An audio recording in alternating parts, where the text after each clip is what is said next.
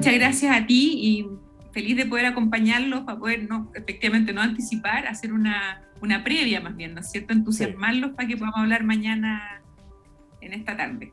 Esa es la idea, generar de alguna manera el entusiasmo necesario para que mañana puedan conectarse. Ya les vamos a estar diciendo cómo a esta charla que va a dictar Sandra Iturriaga en relación a la revalorización del paisaje ferroviario, experiencias de vías verdes en la Araucanía. Tú tienes 2 proyectos que dicen relación con esto, Sandra, ¿verdad?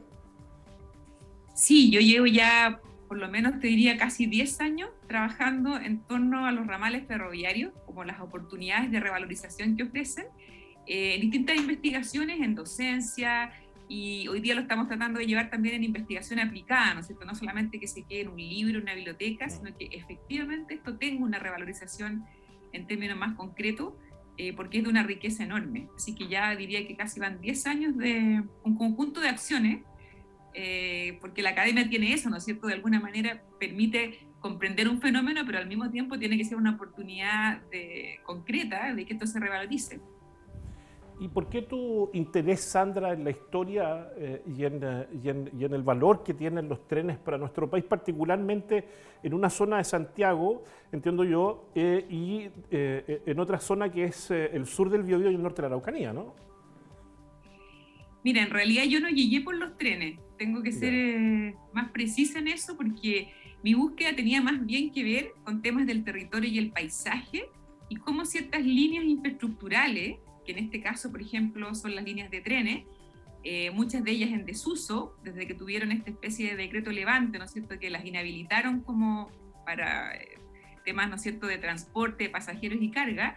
Yo estaba interesada en recuperar esas líneas infraestructurales que aún existen, que muchas de ellas todavía son patrimonio de nuestro país y que tienen una oportunidad enorme y que en otros lugares, ¿no es cierto?, extranjeros se hace, se los toma como uno de los principales activos para generar rutas ecoturísticas, un fin, ¿no es cierto?, que tiene que ver como intereses especiales, culturales.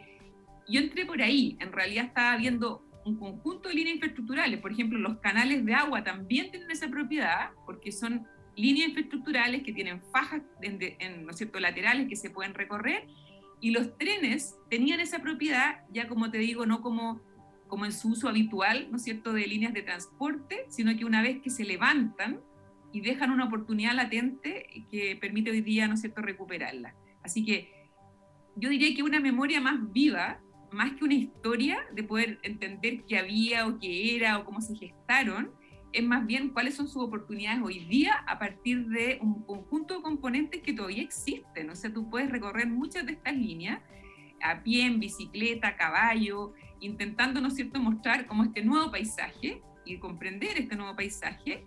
Yo creo que todavía tienen muchos de los valores que estas líneas lograron, ¿no es cierto?, construir, porque son continuidades en el territorio, o sea, son capaces de conectar muy bien nuestro territorio, especialmente en el sentido oriente-poniente.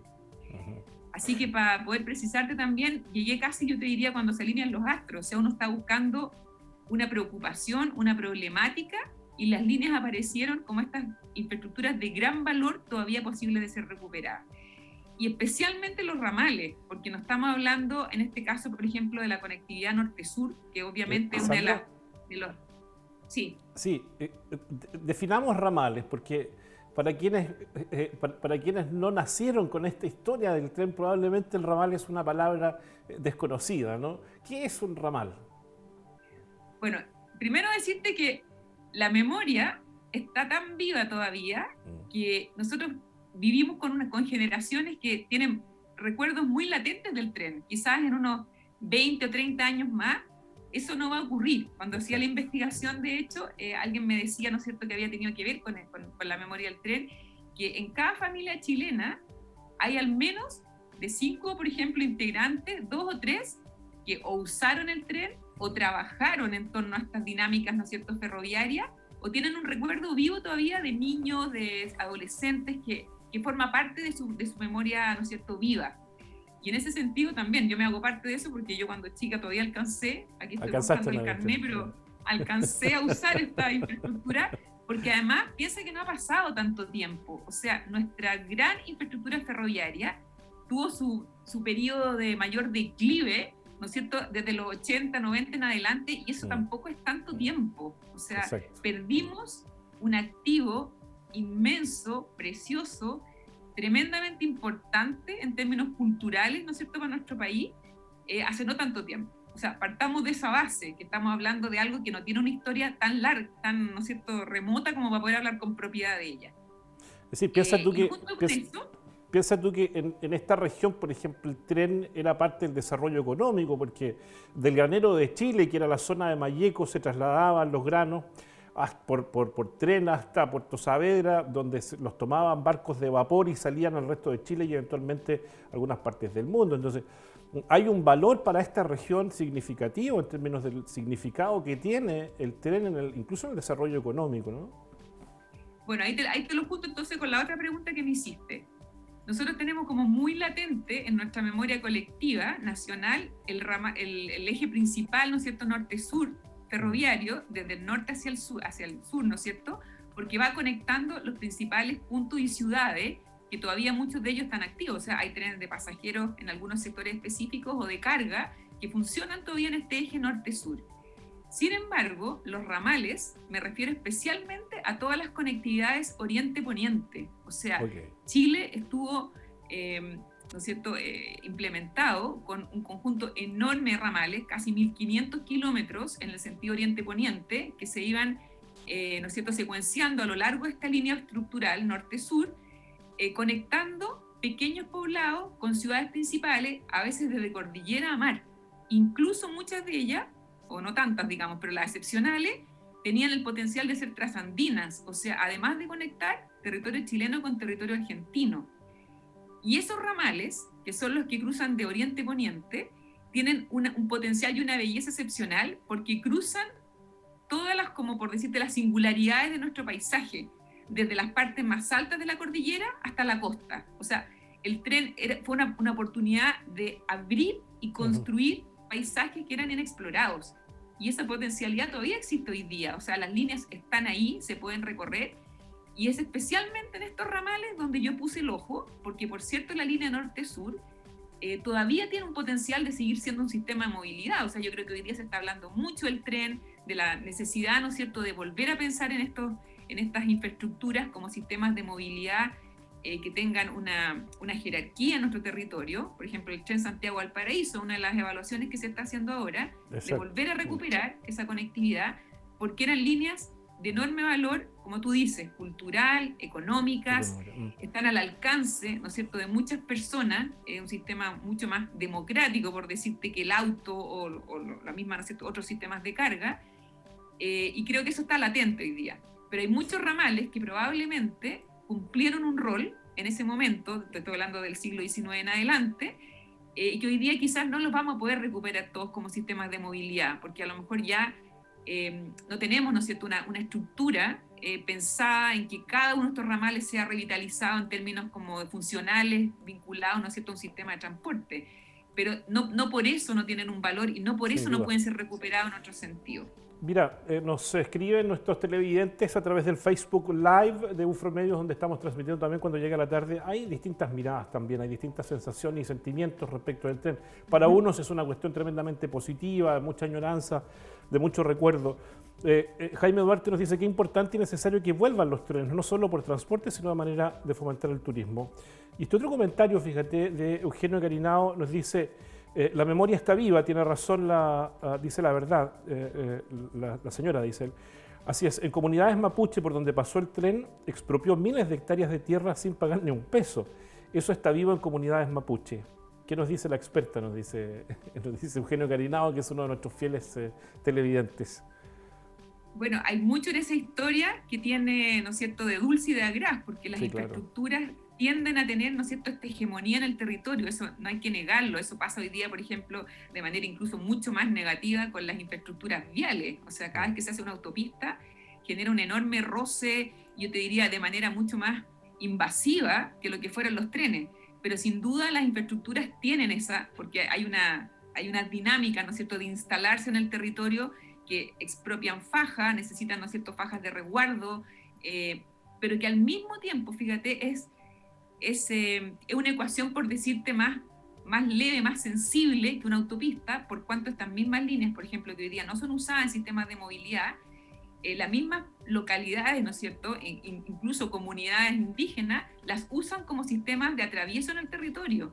Nosotros nos tocó ver algunas de ellas que son usadas fuertemente para moverse a caballo, a pie, para entrar, ¿no es cierto?, para recorrer el territorio, no por las vías tradicionales que son hoy día las autopistas. Y yo creo que en eso hay que mirarlas en su grado de oportunidad. La Araucanía es obviamente un territorio súper sensible porque muchas de estas líneas, nosotros investigamos fuertemente esta región, se dio con mayor insistencia que en otras. O sea, que hay muchos más ramales, por ejemplo, que hacia el norte y hacia el sur, porque obviamente había una economía que tenía que ver con las forestales, que se vieron, ¿no es cierto?, necesitadas de este transporte de carga, sobre todo, entre lo que eran los lagos y lo que era el ramal central. Ya desde esa época teníamos problemas con las forestales, Sandra. Mira, yo creo que las dinámicas económicas quizás hemos despertado muy tarde a un diálogo como más benigno, más amable, más consciente, ¿no es cierto?, con nuestro territorio. Yo creo que hay un periodo largo en nuestra historia nacional en que eso fue sencillamente una visión más extractivista. Todavía hay mucho de eso y yo creo que cada vez vamos a ir teniendo que tender, ¿no es cierto?, que nuestras normativas, nuestros modos de intervenir el territorio sean mucho más afines, ¿no es cierto?, con unas lógicas de recuperar o de ser mucho más benignos, ¿no es cierto?, con los bienes naturales. Yo creo que en eso, obviamente, tenemos que ir amparados, ¿no es cierto?, en ir en una dirección que quizás no fue la que se dio inicialmente, porque obviamente las dinámicas van cambiando, pero al mismo tiempo yo creo que es bueno que presionemos a que esas dinámicas hoy día se den de otra manera. Sí, es cosa de recordar, ¿no?, algunos hitos como la tragedia de Ranquil, por ejemplo. Oye, tú me hablabas de investigación aplicada, que hay 2 proyectos de investigación que tú has desarrollado. ¿Cómo se traduce esto entonces? ¿Qué solución aporta efectivamente a la comunidad los proyectos que tú has desarrollado fundamentalmente bajo el concepto de investigación aplicada, ¿no? Mira, lo primero es decirte que esto no lo hago sola, porque es bien importante que estas investigaciones siempre necesitan ser más colectivas, no solamente en un grupo de investigadores, sino que linkearse con la sociedad, con otros actores que son a veces gubernamentales, las mismas localidades. Estos proyectos no nacen como genialidades de alguien, así que creo que es importante también como transmitirle a quienes nos escuchan que no son proyectos autorales, en general tienden a ser más bien proyectos colectivos. Y desde ese punto de vista, la investigación ha ido linkeándose con distintas iniciativas, oportunidades o actores, y a veces ha quedado de la mano incluso de actores que la han recogido y que van implementándola, ¿no es cierto?, por su cuenta propia. Por ejemplo, el ramal que voy a mostrar mañana, que es el de Leulo-Lonquimay, ya tiene algunas acciones de implementación de convertirla en vías verdes. Cuando digo vía verde, es un concepto que a lo mejor nos está muy habituado, pero es transgredir la lógica justamente, ¿no es cierto?, de verlo como un sistema motorizado o de transporte únicamente, una vez que el ramal ¿no es cierto?, se elimina o se desmantela, ¿no es cierto?, en su principal condición de transporte, pueden ser usadas como vías de movilidad más no motorizadas, o sea, bicicleta, caballo, etcétera, como maneras también de seguir levantando el territorio en términos económicos. Esto no se trata solamente de turismo, sino que las localidades que conectaban el tren eran economías locales que nacieron de la mano con el tren. Así que estas vías verdes en otros países, España diría que uno de los principales promotores que ha inventado esta lógica, ¿no es cierto?, de vías verdes o greenways, como se le llaman en otros lugares, tiene que ver con levantar economías locales. Y en ese sentido hay algunas de estas iniciativas que las han estado recogiendo, ¿no? No es que sea yo quien las está haciendo, sino que en realidad las mismas localidades les hace sentido seguir usándolas como vías, ¿no es cierto?, de levantamientos de intereses especiales o de economías locales. La de Maipo 60x60 quizás ha ido más de la mano con nosotros porque lo tenemos más cerca, y la de Araucanía creo que se ha ido instalando en el territorio como una opción posible. Hay un tramo que de hecho está implementado entre Manzanares y Malalcahuello, y hoy día creo que está llegando hasta Lonquimay, como una manera de, como te digo, de atravesar el territorio en medios no motorizados. Así que estas propuestas son siempre de largo plazo, no son proyectos como que se puedan instalar de un día para otro, y requieren de una fuerte participación de la ciudadanía. En otros países, por ejemplo, las localidades las apadrinan líneas de tren, como tú podrías, ¿no es cierto?, tener una gestión mucho más enraizada en las comunidades, y eso hace que sean viables, porque significa cuidar, mantener, preservar, incluso activar estas líneas con ciertos programas. Y yo creo que son realidades que cada día nos quedan más cerca. Sí. Hay muchísimas personas, ¿no es cierto?, y comunidades que están muy interesadas en hacerse parte de estos sistemas, que no solo tienen una nostalgia del tren, sino que lo sienten todavía como un patrimonio vivo a recuperar. Y esa lógica, cuando partimos en el 2013, quizás nos quedaba un poquito más lejos, pero cada vez estas dinámicas han ido creciendo más exponencialmente. O sea, la ciudadanía está mucho más empoderada a reclamar estos bienes patrimoniales. Así que yo tengo absoluta confianza que son proyectos que, si bien son de largo plazo, cada día esas agendas están siendo más cortas porque hay una ciudadanía empoderada que las reclama. No solamente porque hay un Estado que le asigna recursos, que generalmente tiene que ser así, porque son inversiones a veces más altas de lo que podría ser una comuna por sí misma o una localidad pequeña, ¿no es cierto?, pero muy enraizada de la mano de sus comunidades, para que esto permanezca en el tiempo y no sencillamente sea una iniciativa piloto y que desaparece.